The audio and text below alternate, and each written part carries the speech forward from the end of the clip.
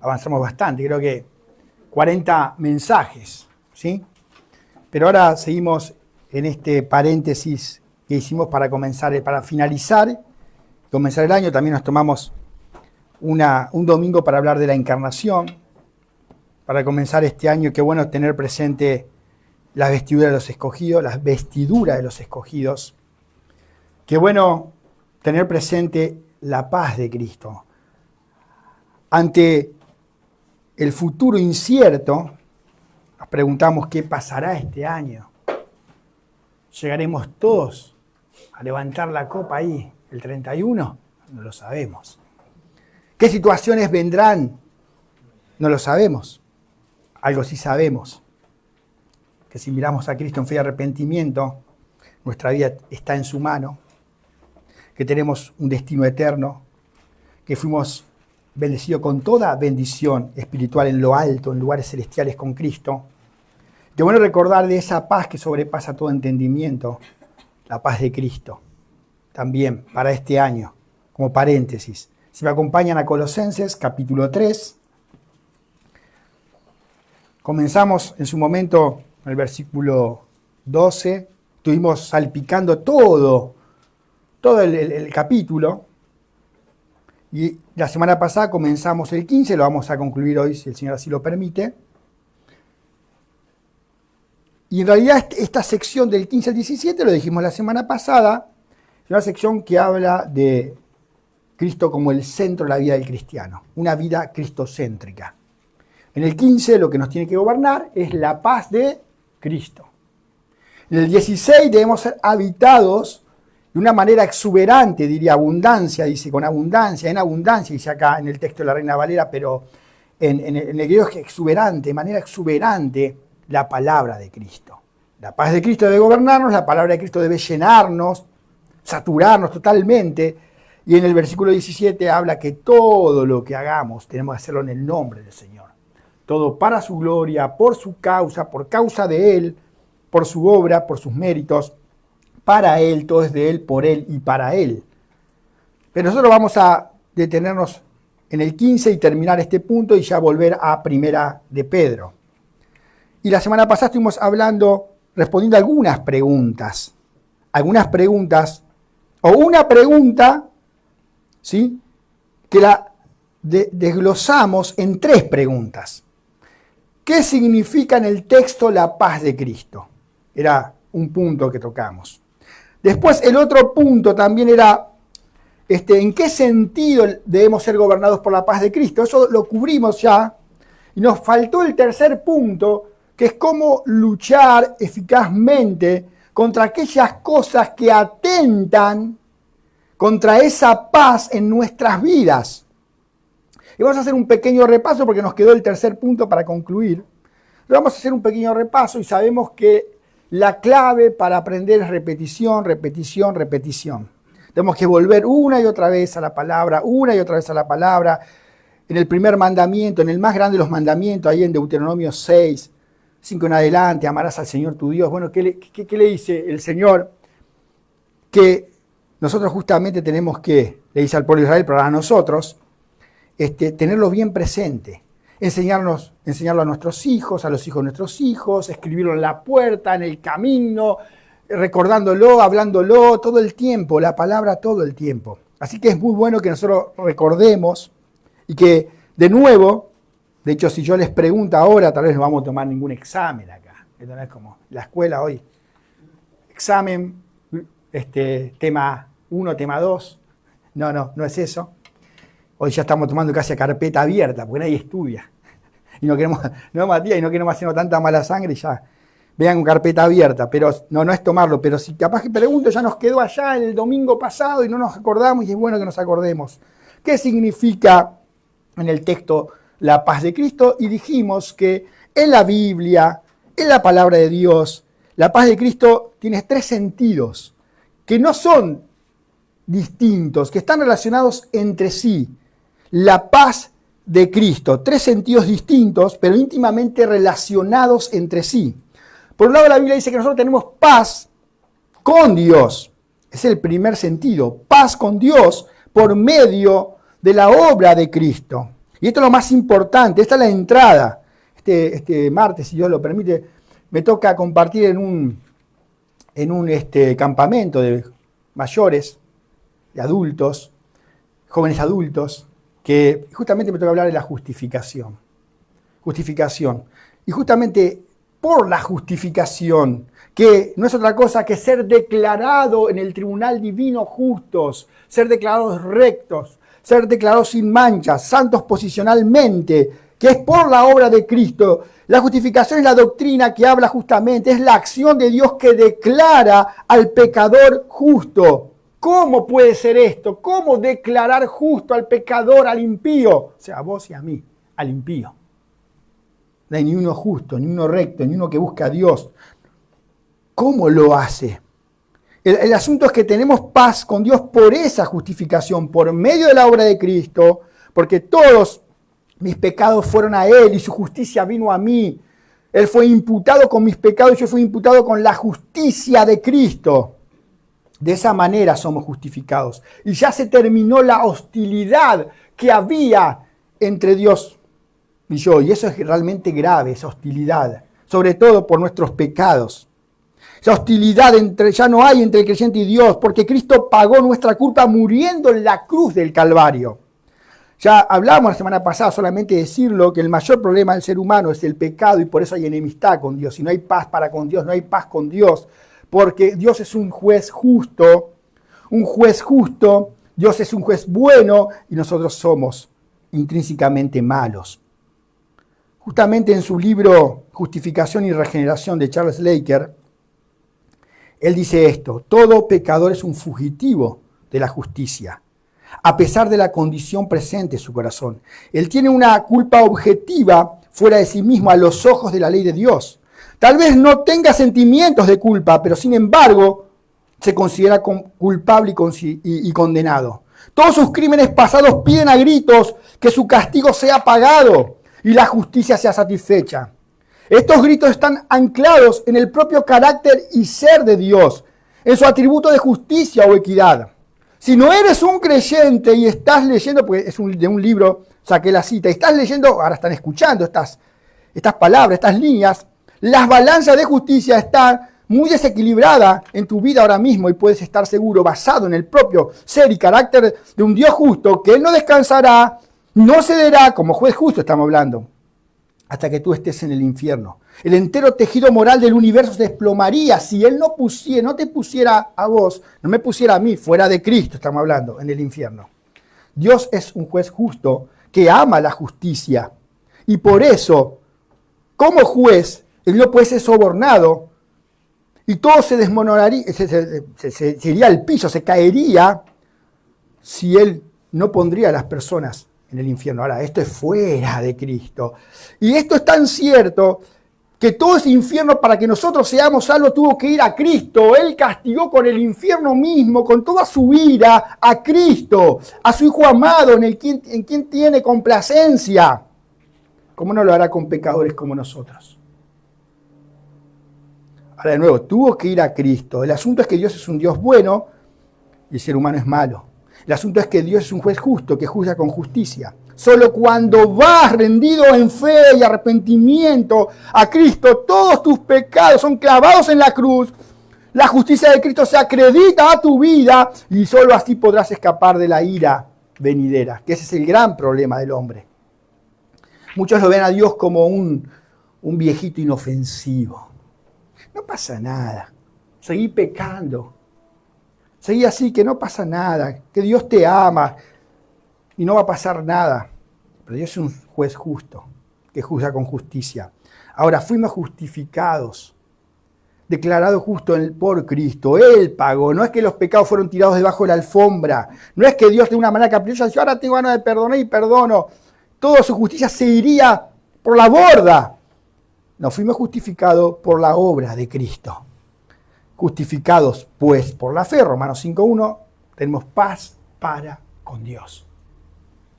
Es la noticia que te tiene que hacer saltar de la silla donde estás. Es la noticia de ese misterio del amor de Dios, que por un lado aborrece a los que hacen iniquidad, pero más Dios muestra su amor para con nosotros, que aún siendo pecadores, Cristo murió por nosotros. Te llega así a saltar de la silla.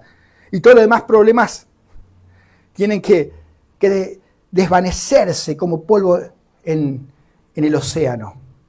Estaba escuchando, justamente por esta, repasando la prédica, y estaba escuchando, volviendo, ¿no? Volví a escuchar la historia de Horacio Spafford, que es justamente el que escribió el himno Estoy bien con Dios, que dice así: de paz inundada mi senda ya esté, o cúbrala un mar de aflicción. Mi suerte cualquiera que sea, diré estoy bien, tengo paz, gloria a Dios. En la estrofa 2 dice: ya venga la prueba o me tiente Satán, no amengua mi fe ni mi amor, pues Cristo comprende mis luchas, mi afán, y su sangre obrará a mi favor. Y sigue, pero claro, que qué linda la canción. ¿Cuándo fue escrita esta canción? ¿En qué contexto? Este hombre tenía negocios inmobiliarios en Chicago, tenía muchos inmuebles, y por el incendio de Chicago en 1871 perdió casi todo. Y después de una crisis económica en el 73 quedó prácticamente en la ruina económica. Tenía 5 hijos, uno solo varón y 4 mujeres. Por la escarlatina murió su hijo varón. Ya estaba casi arruinado en todo sentido. Bueno, una familia lo invitaron que vaya a Inglaterra, de Estados Unidos a Inglaterra, a pasar un tiempo allá. Pero como sucedió un problema con un socio que había fallecido, él se quedó y mandó a la esposa y a las 4 hijas en un barco, con un pastor amigo de él, Weiss, que acompañaba a la familia. Bueno, en medio del océano ese barco se hundió. Y sus 4 hijas murieron ahí. Estaban ya en el fondo del mar cuando él salió, ya la esposa se salvó agarrada a una madera. Llegó a Inglaterra y le mandó una nota, un telégrafo ahí que le decía: única sobreviviente, los telégrafos son así al pie, ¿qué hago? Y él salió urgente, y cuando pasaba justo por debajo, donde se había hundido el barco, donde yacía ya el cuerpo de sus 4 hijas, el capitán le dijo: pues según las coordenadas de lo que nos informaron, aquí está el barco. Él no pudo dormir toda la noche y escribió este himno. Cualquiera que sea mi suerte, yo tengo paz. La sangre de Cristo obró a mi favor. Cualquiera sea, no es que lo escribió en un momento, que estaba todo bien. No. Él estaba en un estado realmente crítico. Y él miró a la cruz, él miró la obra, él miró que la sangre de Cristo obró a su favor, que él es justificado, que tiene paz para con Dios. Cualquiera que sea mi suerte, diré, tengo paz. Estoy bien, tengo paz, gloria a Dios. Wow. Y esa es la paz que el cristiano tiene, que experimenta por tener paz con Dios. Justamente nos lleva al segundo punto. La semana pasada estamos pasando rápido. Que si tenés paz con Dios, entonces vas a experimentar, podés experimentar, debes experimentar, mirando a la cruz, exponiéndonos al Evangelio, a la obra de Cristo, podés experimentar paz de Dios. Porque tenés paz con Dios, podés experimentar paz de Dios. Por supuesto que si no sos creyente, si no fuiste a Cristo en fe y arrepentimiento, nunca vas a experimentar paz de Dios. Y ahí está el problema de muchas personas que tal vez creen que son creyentes, pero no lo son, y no pueden experimentar paz de Dios porque no tienen paz con Dios. Ahí está una vez más. Mirá a Cristo en fe y arrepentimiento. Reconoce que sos pecador. Reconoce que necesitas un Salvador y que por vos mismo no te puedes salvar. Bueno, pero yo vengo a la iglesia de chiquito. Examina tu vida. Examina tu vida. Tal vez no tenés paz de Dios porque no tenés paz con Dios. Puede pasar, sí, lo dijimos la semana pasada, que un creyente esté pasando por pruebas y lucha y por no estar mirando a Cristo, por estar desobedeciendo, de no estar habitando la palabra, no estar morando la palabra en su vida, puede estar pasando también momentos hasta de ansiedad, le puede pasar al cristiano por no mirar a Cristo.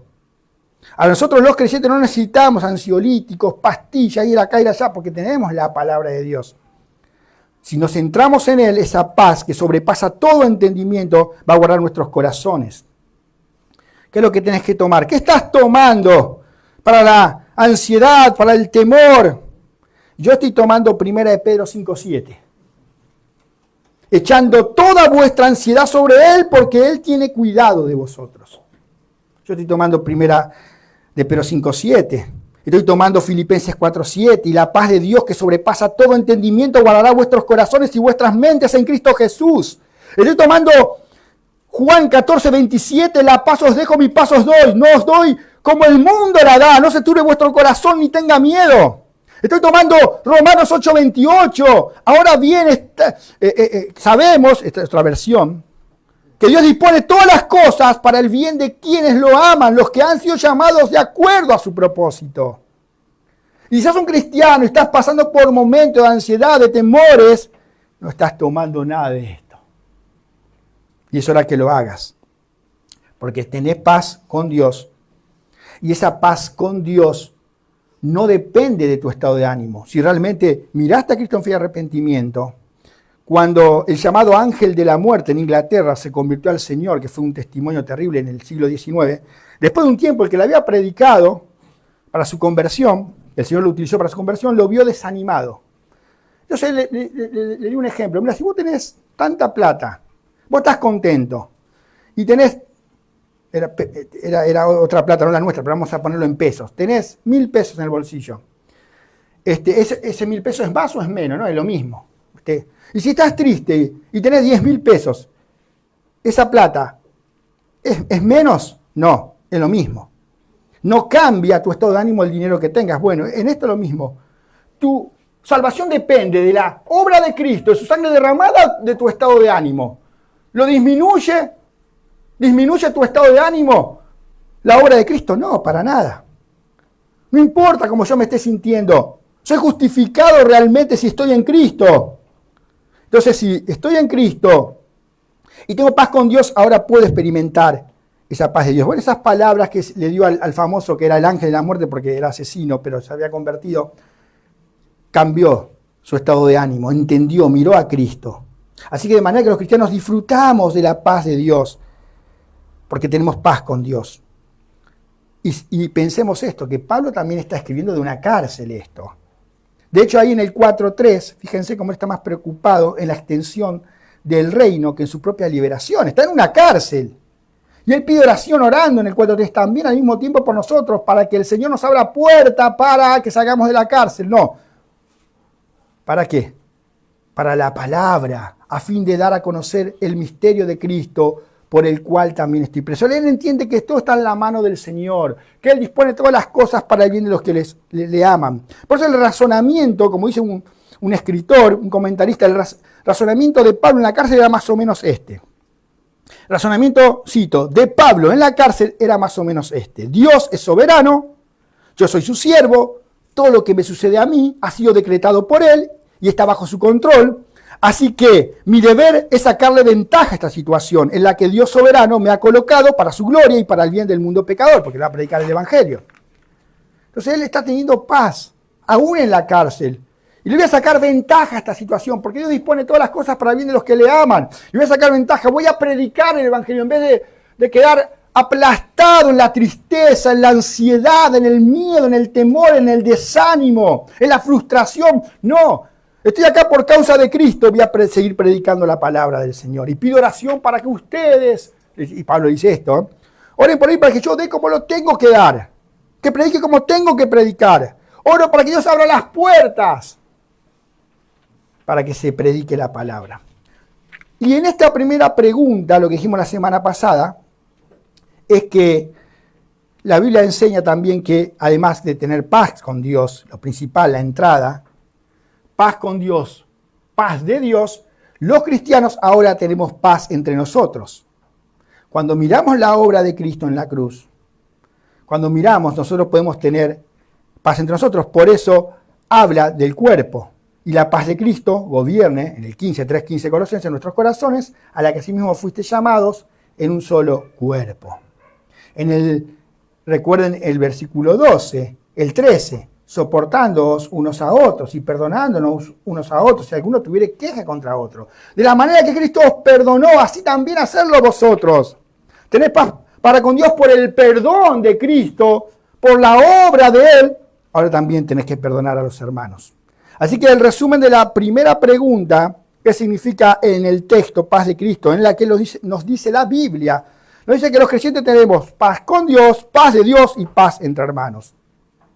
¿Y en qué sentido debemos ser gobernados? Está relacionado. La segunda pregunta que la semana pasada nosotros contestamos, ¿en qué sentido nosotros debemos ser gobernados por esa paz? Bueno, yo les leí este versículo 15 de otra versión, que es de la Biblia textual. Dice, la paz de Cristo sea árbitro en vuestros corazones, a la cual ciertamente fuisteis llamados en un solo cuerpo, y sed agradecido. La paz de Cristo nos tiene que gobernar. ¿Qué quiere decir del textual? Tiene que ser el árbitro. Tiene que ser el que decida nuestras relaciones. Pablo está diciendo aquí que nuestras relaciones en la iglesia, el árbitro que debe decidir nuestro curso de acción es la paz de Cristo. El pasaje no está hablando acá de que vos tenés que tomar decisiones porque tenés paz en tu corazón, que si tenés paz en tu corazón, lo dijimos la semana pasada, repito. Hay gente, personas que creen que porque tienen paz en el corazón, y puede ser una paz engañosa, una paz mentirosa, ¿sí? Son alivio psicológico. Bueno, voy a tomar esta decisión en mi vida. ¿Y cómo sabes que de Dios? Porque siento paz. Y tal vez algo que vos querías escuchar, y le preguntaste a algunas personas, y las personas dijeron, sí, seguí por ese curso, ahora me siento más tranquilo, el pastor de la iglesia, este hermano maduro, este anciano, me dijo que estaba bien, y no era de Dios. Y contradecía la palabra de Dios, pero yo me quedé más tranquilo. No está hablando de eso. No está diciendo, muchas de las decisiones, las peores decisiones en la historia se tomaron lamentablemente con paz en el corazón, paz mentirosa. Aquí el texto, lo que está hablando justamente, está diciendo que a la hora de tomar un curso de acción en vez de otro, el aspecto dominante debe ser aquello que contribuya a la paz y a la edificación. Romanos 14, 19, les leo. Así que procuremos lo que contribuya a la paz y a la edificación mutua. Y acá en Colosenses, Pablo nos está diciendo, a la cual ciertamente, esa paz debe gobernar nuestros corazones, a la cual ciertamente fuisteis llamados en un solo cuerpo, y sed agradecidos. ¿Qué paz? Esa paz a la que fueron llamados. ¿En dónde? En un solo cuerpo. Paz en el cuerpo de Cristo. Así que significa que nosotros vamos, no significa, primero vamos a decirlo, que nosotros vamos a hacer la vista ancha, que vamos a mirar para otro lado respecto al pecado, y no vamos a corregir para no tener problemas, para que no se enoje, no vamos a decir nada con el hermano, con la hermana, no es eso. Pero nosotros vamos a ver más adelante, ahora porque, vamos a leerlo ahora, pero no que vamos a aplicar la semana que viene, ya vamos a volver a Pedro. Pero de nuevo, en el 16 que dice que la palabra de Cristo more en abundancia en vosotros. ¿Y cómo? Enseñándonos y exhortándonos unos a otros. Ahí no dice que líderes, pastores, ancianos son los que tienen que exhortar unos a otros. Por medio de la palabra del Señor. O sea, tenemos que hacerlo. Pero acá está diciendo que lo que tienen que gobernar tiene que ser la paz de Cristo. Entonces, lejos de decir, para que haya paz en el cuerpo del Señor, mejor no decimos nada. No lo vamos a hacer, pero siempre pensando, sin dejar de hacerlo, sin dejar de exhortarnos como nos manda acá, sin dejar de enseñarnos, de exhortarnos, tenemos que, siempre pensando en contribuir a la paz, con esa motivación. Cuando nos amonestamos unos a otros, la motivación debe ser la paz y la edificación del cuerpo. Me tengo que hacer esa pregunta.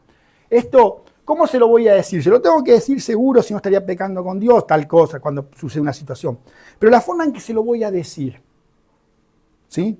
Y a veces voy a tener que ser severo igual, si no quiere entender. Pero aún así, esa severidad tiene que ver con un corazón que está urgido, que está desesperado, que se desespera, que ama. Cuando uno corrige a un hijo, se tiene que poner firme. Lo tiene que hacer por amor, por desesperación, por urgencia.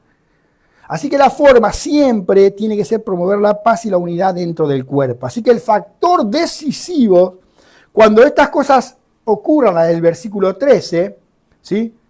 Cuando alguien tuviere queja contra otro, porque van a pasar, dijimos que en el griego es es claro que cuando pasen, no si pasan, cuando pasen, porque van a pasar, porque de este lado de la gloria nosotros todavía estamos siendo edificados, creciendo, estamos siendo santificados progresivamente. De este lado de la gloria no somos perfectos, estamos creciendo y caminando hacia Cristo en el carácter, y el Señor está madurando, está perfeccionando su obra en nosotros. Por esa razón van a pasar cosas y van a haber quejas. Pero ¿qué tiene que pasar? El factor decisivo, cuando esas cosas ocurran, es promover paz de Cristo. De hecho, ahí en Efesios 4, 1 al 3 dice que solícitos, sean diligentes, pongan el mayor empeño para preservar la unidad, la paz en el cuerpo de Cristo. ¿Y qué sucede cuando nosotros no estamos procurando la paz y la unidad en el cuerpo de Cristo? Sucede que vamos a ser utilizados, como dijimos la semana pasada, por Satanás para causar división. Cuando nosotros no estamos cultivando las virtudes del versículo 12 al 14, cuando no nos estamos poniendo... le hago una pregunta, nadie tiene que contestar. ¿Alguien consideró Colosenses 13:2 en la semana? ¿Se acordaron? No tiene que decirlo, ¿no? ¿Alguien pensó cuando se levantó en la mañana, Señor, tengo que vestirme de misericordia, benignidad, humildad, mansedumbre, paciencia, perdón? Pues si no estamos cultivando estas virtudes, lo que va a pasar es que vamos a andar enojados, murmurando, siendo usados por el enemigo. Y ahora vamos al punto que nos quedó pendiente la semana pasada, ¿sí? Es el último punto. Ahora, ¿cómo podemos contrarrestar eficazmente esas cosas que atentan en nuestras vidas contra esa dicha paz, con la paz que tenemos en Cristo, por la cual debemos ser gobernadas, que tenemos con Él y de Él? ¿Cómo contrarrestar, sería la pregunta, ese espíritu malhumorado, querelloso, que generalmente se encuentra detrás de todos los disturbios y de todas las divisiones que hay en el pueblo de Dios? Podríamos decir muchas cosas bíblicamente, pero no vamos a centrar solo en una porque es la que está en el texto. ¿Cómo termina el texto? Después del punto y coma, después de solo cuerpo, en un solo cuerpo. Y sed agradecidos. Claro, hay que lo lea de manera superficial, que lo lea de manera rápida. Pablo cambió de tema. Venía hablando de la paz de Cristo y ahora habla del agradecimiento. No, Pablo sigue hablando del mismo tema, de la paz de Cristo en un mismo cuerpo. No cambió así de golpe. Sino que nos está dando, esta es la clave. Este es el antídoto, la gratitud, el agradecimiento. Él viene hablando de lo mismo que antes. Entonces, ¿por qué menciona la gratitud cuando está hablando de la paz de Cristo? Que la paz de Cristo tiene que ser el árbitro en nuestras relaciones, en la unidad. El apóstol relaciona íntimamente acá la unidad con la gratitud. Recuerden siempre, la unidad con la gratitud. Están íntimamente relacionadas. Sugel Michelén dice, y lo cito, un creyente que realmente aprecia todo lo que Dios ha hecho a su favor, gratuitamente, por gracia, le será mucho más fácil reaccionar con gracia ante las ofensas de los demás. Entonces acá vemos la clave en el texto, gratitud. ¿Y cómo tenemos una gratitud sincera, real, verdadera? No por decirlo, cuando nos centramos en la obra de Cristo, lo que Cristo hizo a nuestro favor, en su gracia, y estamos agradeciendo de corazón, y estamos centrados ahí, va a ser más fácil cuando nosotros miramos a la gracia, nos centramos en la gracia del Señor, va a ser mucho más fácil reaccionar con gracia ante las ofensas de los demás. De nuevo, en el 13, recuerden que va a haber problemas, dice, van a haber dificultades, no es que no va a pasar. Una pregunta, o varias preguntas. ¿Qué tan conscientes estamos de la cantidad de pecados que Cristo nos perdonó en la cruz del Calvario y que nos sigue perdonando, ¿no? Que nos sigue perdonando y que nos seguirá perdonando hasta que lleguemos a la gloria? ¿Qué tan conscientes estamos? ¿Estamos conscientes? Eso a veces parece que nos olvidamos, nos quedó lejos y ahora nosotros somos los buenos, los perfectos, el otro es el malo, esta palabra es para el otro, no es para mí. Y todo fue por el sacrificio de Cristo, todo ese perdón. Que dice, recuerden, el 13 termina diciendo que debemos nosotros perdonar como Cristo también lo hizo. Y si apreciamos ese perdón, esa paciencia que Dios tuvo con nosotros, si apreciamos esa bondad, esa benignidad para con nosotros, entonces no nos será difícil reaccionar con esa misma gracia que Dios tuvo con nosotros. La pregunta para vos, para mí, ¿qué tanto valorás esa gracia? Va a ponerlo al revés. Si hay falta de perdón, si no reaccionamos con gracia ante las ofensas de otros, eso revela que no somos agradecidos, que no estamos siendo agradecidos, revela el pecado de tomar en poco la obra de Cristo en la cruz, revela que no estoy apreciando la obra de Cristo en la cruz, cuando rápido yo me irrito con otra persona rápidamente, yo no estoy mirando la obra de Cristo, lo que Él hizo por mí, cómo me perdonó. Estoy pecando por no valorar lo que Cristo hizo en la cruz. Por eso acá dice, sed agradecido. Si valoramos y apreciamos su gracia, vamos a ser agradecidos. ¿Qué tanto? Otra pregunta, ¿qué tanto agradecemos nosotros por todas las bondades y bendiciones de Dios? ¿Hoy agradeciste? ¿Te levantaste? Ya tengo creo que ya varias horas de que se levantaron y que nos levantamos. ¿Agradecimos al Señor?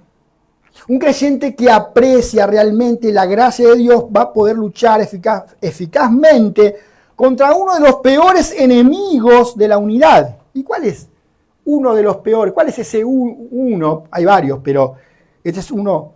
Cuando no haya gratitud, justamente pasa por este lado. Uno de los peores enemigos de la unidad es la envidia. William Hendrickson, un comentarista, dice lo siguiente: cuando una persona se siente ricamente bendecida y realmente valora ardiente y profundamente los beneficios que ha recibido de Dios, difícilmente envidiará las riquezas o los talentos de otros. Uno está centrado en la bendición de Dios. Y cuando somos agradecidos por lo que tenemos, no vamos a envidiar lo que Dios le da a otra persona. La iglesia es una familia, pero es una familia donde existen tanto desigualdad como igualdad. ¿Cómo es eso? Sí, en la iglesia existe desigualdad como igualdad. A ver, no a todos Dios le dio los mismos talentos, la misma economía, la misma salud, la misma capacidad intelectual. No todos tenemos el mismo nivel educativo. De hecho, uno lee aquí en el 3:11, en Colosenses, dice, donde no hay griego ni judío, circuncisión ni circuncisión, ni bárbaro ni escita, ni siervo ni libre. Ah, no hay siervo ni libre. Pero más adelante, en el 22 dice siervos, esclavos, ¿no? Obedeced en todo a vuestros amos. Pero ¿cómo? ¿Que no era que no había siervo ni libre? Somos todos iguales.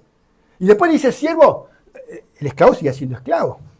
No cambiaba eso. Hay desigualdad, pero en lo que es más importante hay igualdad. En lo más importante de todo hay igualdad. Igualdad, todos disfrutamos de la misma gracia de Dios, todos fuimos igualmente perdonados, todos fuimos igualmente reconciliados, todos fuimos igualmente adoptados, todos tenemos el mismo Padre, el mismo Salvador, el mismo Espíritu Santo morando en nuestros corazones. Todos compartimos el mismo destino y todos seremos partícipes de la misma herencia. En lo más importante, hay igualdad. El mismo perdón, la misma reconciliación, la misma adopción, el mismo Padre, el mismo Salvador, el mismo Espíritu Santo, el mismo destino, la misma herencia. Ahí donde nosotros tenemos que enfocarnos. Después el griego sigue siendo griego, el judío sigue siendo judío, pero no hay diferencia en qué sentido, en que todos tenemos el mismo perdón, la misma gracia, la misma reconciliación, la misma adopción, el mismo Padre, el mismo Salvador, el mismo Espíritu Santo, la misma herencia. En lo más importante, ¿sí? Hay que apagar a Alexa, creo que se prendió y me va a querer tapar. ¿Sí? Es lo más importante, en lo más importante hay igualdad. Entonces, la gratitud es el antídoto. La gratitud es el antídoto contra ese veneno de la envidia. Si somos creyentes tenemos demasiado para dar gracias. Cantamos cada tanto, muchas razones para alabar, muchas razones para adorar. Después nos damos vueltas, salimos de aquí y ya estamos renegando. Y vemos como Dios bendice a otro y ya, Señor, ¿por qué a ella, a mí no? ¿Por qué está mejor que yo? ¿Por qué me está pasando a mí? Y estamos cantando muchas razones para adorar. Otra versión de la misma canción dice 10.000 razones. Y me gusta más muchas porque es más que 10.000. Mucho más que 10.000. Ahora, el problema surge cuando estamos enfocados en las desigualdades. Ahí vienen las divisiones, cuando no nos enfocamos en lo que nos tenemos que enfocar, que es en la igualdad, lo más importante. En ese sentido, no hay judío, como dicen en el 2, en el 11, pero donde no hay griego ni judío, porque ambos tienen la misma gracia y son creyentes. Ambos tienen el mismo Padre y son creyentes, el mismo Salvador, el mismo Espíritu Santo, el único Espíritu Santo está habitando en el creyente. No hay circuncisión ni incircuncisión, bárbaro ni escita, siervo ni libre. Tenemos la misma herencia. Esto es lo más importante. Como una persona, como lo mencionamos recién, como Horacio Spafford, pudo dar gracias al Señor. Él no se centró en que, bueno, me pasó a mí, ¿por qué me pasó a mí?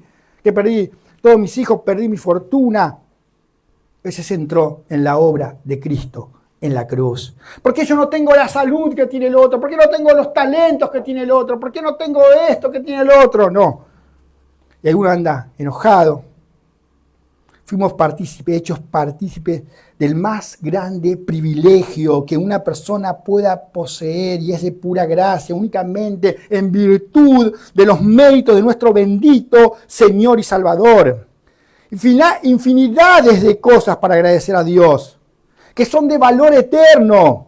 Todos compartimos esa igualdad de alcance eterno, Entonces, si nos enfocamos en esta realidad, o sea, en el Evangelio, lo que Dios hizo por nosotros y en nosotros, por Cristo, en Cristo, si nos centramos en lo que somos por Cristo y en Cristo, no vamos a andar por la vida demandando que los demás nos traten de cierta manera, renegando, quejándonos, ¿por qué no me saludaron? ¿Por qué dijeron tal cosa? ¿Por qué no me invitaron? ¿Por qué esto y lo otro y aquello y lo otro? Bla, bla, bla.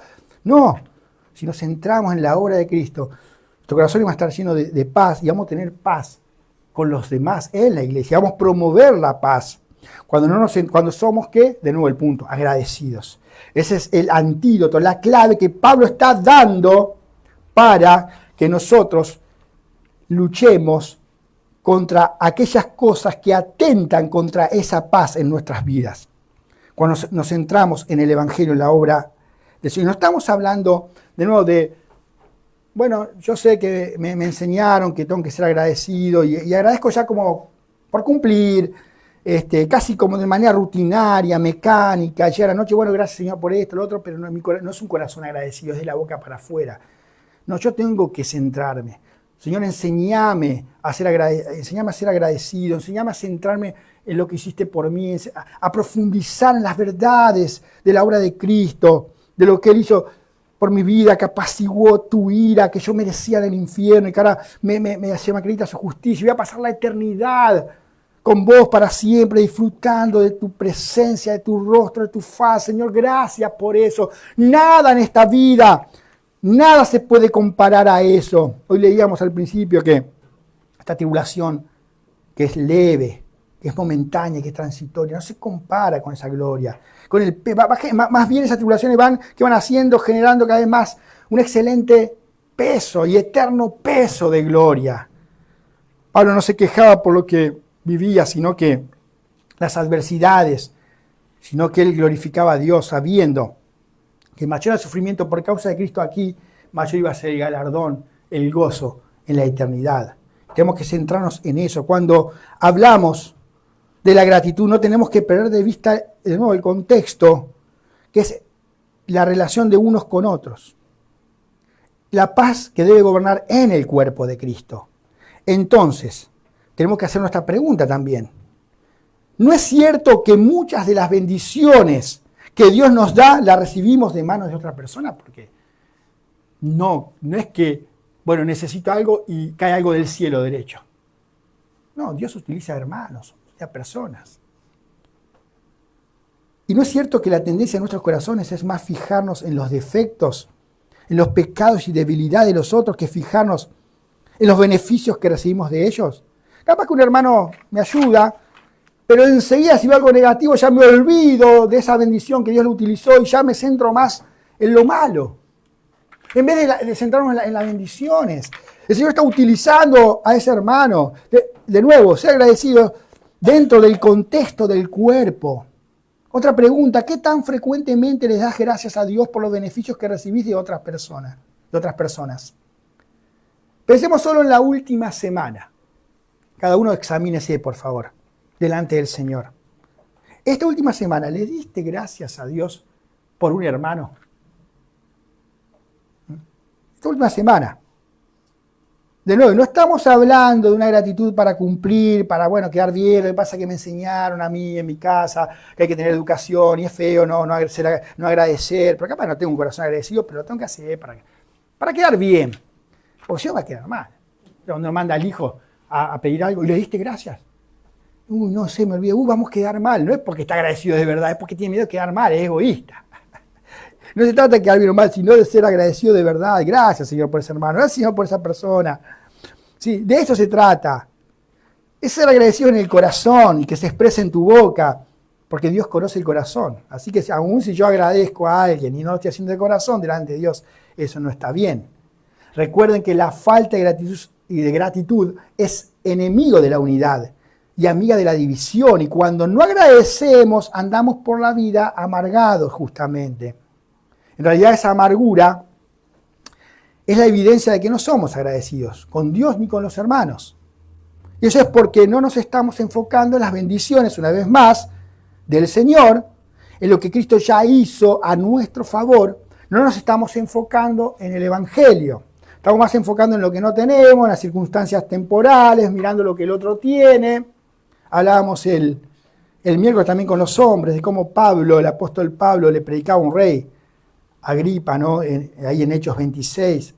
Y Pablo está diciendo, cito el versículo, quisiera Dios que por poco o por mucho, no solamente tú, al rey, sino también todos los que me oyen, fueseis hechos tales cual yo soy, excepto mi cadena. Él está encadenado, está defendiendo, está haciendo su defensa y utiliza eso para predicar el Evangelio.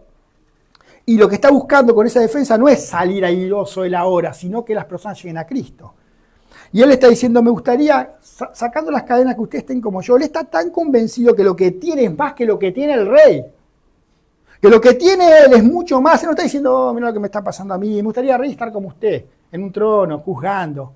Y que usted esté como yo, al revés. No, esté como yo, el que tenga a Cristo, que tenga la salvación, que tenga paz con Dios, paz de Dios. Eso.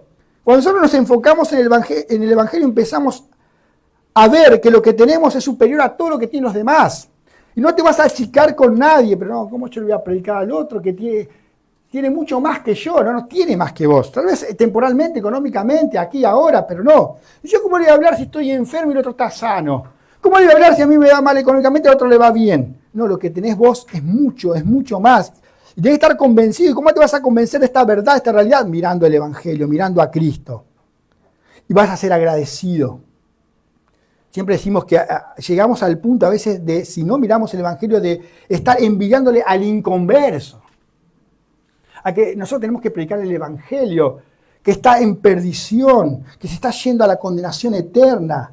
Y que nosotros tenemos que creerlo como el apóstol Pablo, entender esta verdad, estar en este escenario, entender que estamos en este escenario, mejor dicho, tener conciencia de que al otro le conviene estar como yo, en cuanto a la fe, en cuanto a mirar a Cristo en fe y arrepentimiento. Pablo estaba tan centrado, tan agradecido de la obra de Cristo en su vida, de la salvación, que lo veía él veía esto como la más grande bendición aún estando en cadenas. No le decía a un rey, ojalá yo tuviera la bendición de ser rey como usted. Más bien decía, quisiera Dios que todos ustedes fueseis hechos tales cual soy yo. No envidiaba la situación del inconverso. Él entendía que lo que tenía en ese momento, y ahora está en la gloria, pero era superior infinitamente a lo que tenía un rey. Y realmente lo pensaba. Hermano, una vez más, fuimos hechos partícipes del más grande privilegio que una persona pueda poseer. Si no estás entendiendo esto, oro al Señor para que podamos salir de acá con un entendimiento mayor, una conciencia mayor de nuestra salvación, lo que tenemos en Cristo. Salimos de acá, hermano, y nos seguimos quejando, y seguimos viendo las circunstancias, no estamos entendiendo esta verdad, y no estamos siendo agradecidos con Dios todo esto, el más grande privilegio que tenemos, es de pura gracia, únicamente en virtud de los méritos de nuestro bendito y Señor, nuestro Salvador Jesucristo. Padre Celestial, te agradecemos por tu palabra. No queremos salir de acá, Señor, teniendo en poco la obra de tu Hijo amado. Me avergüenzo, Señor, de tomar en poco la obra de tu Hijo amado. No permitas, Padre, te ruego, en el nombre de Cristo, que salgamos de acá sin entender. Primero, si alguien está sin Cristo, rogamos que tu Espíritu sople y mira a Cristo en fe y arrepentimiento y tenga paz con vos. Y va a experimentar tu paz. La paz que experimentamos los creyentes por tener paz con vos, Señor. Paz. Pero muchas veces aún como creyentes, Señor, miramos para otro lado. Miramos para otro lado, miramos las circunstancias, miramos las situaciones temporales de aquí y de ahora. Nos desesperamos, miramos nuestra salud, nuestra economía, el mundo que nos rodea. Miramos las circunstancias de otros. Caemos en la envidia porque no agradecemos. No agradecemos porque no miramos el Evangelio, porque no nos centramos en tu gracia. Tantas razones para agradecer. Y tantos que nos quejamos, Señor, y te pedimos perdón. Te pedimos perdón, Señor. Estas noticias del Evangelio, estas buenas, superlativas noticias del Evangelio, tienen que hacernos saltar de alegría, de gozo. Salir de aquí alabándote, glorificando tu nombre. No es que miramos el Evangelio, Padre, para olvidarnos de los problemas. Pero esos problemas pasan a ser tan pequeños, insignificantes, cuando miramos tu obra en la cruz, lo que hiciste a nuestro favor, lo que tu Hijo amado hizo a nuestro favor. Te rogamos, Señor, que tu Espíritu Santo traiga convicción de pecado a nuestras vidas y realmente no estamos experimentando esa paz que como creyentes debemos experimentar. Estamos buscando la salida por otro lado, no yendo a tu palabra, no comiendo y tomando de tu palabra. No nos estamos centrando, Señor, en la obra de tu Hijo amado y caemos en la envidia, en la queja. Qué hermoso es mirar a Cristo y mirar su obra, que nos llena de paz, de gozo. Pase lo que pase, sabemos que su sangre obró a nuestro favor y que tenemos paz, que estamos bien con vos y tenemos paz. Y te glorificamos y te alabamos, Señor, por esa verdad.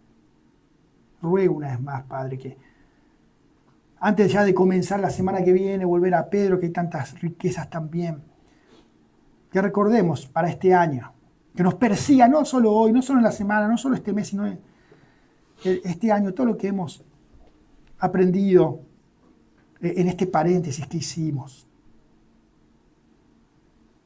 de vestirnos como escogidos, santos y amados, de que tu paz nos gobierne, porque tenemos paz con vos por la obra de Cristo. Y podemos experimentar y debemos experimentar la paz de tu Hijo amado, tu paz, Señor. Y debemos también ser gobernados por tu paz aquí, en el cuerpo, en la iglesia, entre hermanos, siendo agradecidos, mirando la obra de tu Hijo amado, para tu gloria y para tu honra. En el nombre de tu Hijo amado Jesucristo. Amén.